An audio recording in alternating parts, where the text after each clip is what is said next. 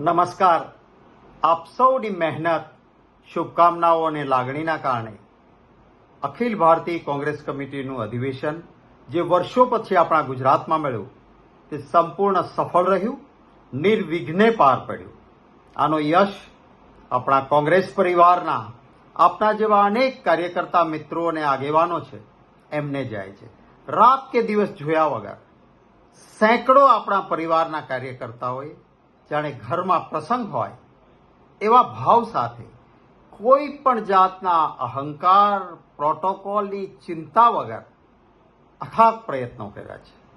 હું અંગત રીતે ખૂબ હૃદયપૂર્વક કોંગ્રેસ પરિવારના આપ સૌનો હૃદયપૂર્વક આભાર માનું છું.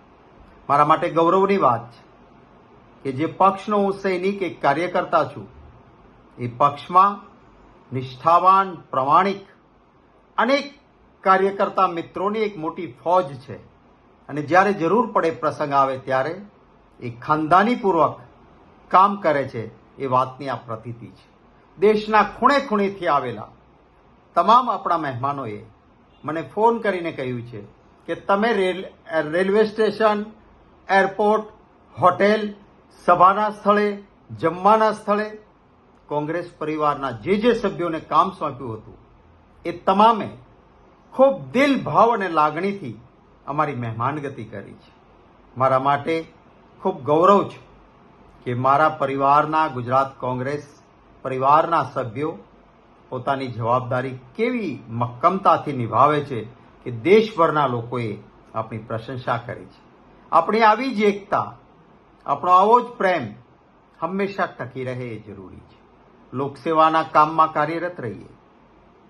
આપણે સત્તા પડાવી લેવાનો સંઘર્ષ નહીં, પરંતુ આપણી જૂની પરંપરાઓ, કોંગ્રેસના શાસન દરમિયાન નાના માણસોની જે ચિંતા થતી હતી એને ધ્યાનમાં રાખીને કામ કરીએ.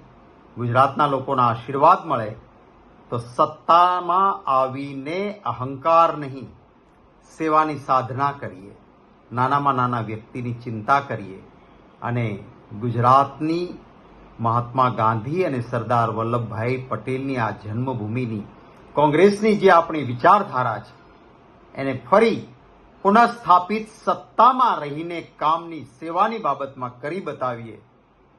કોણ વ્યક્તિ મુખ્યમંત્રી બને છે એ જરૂરી નથી.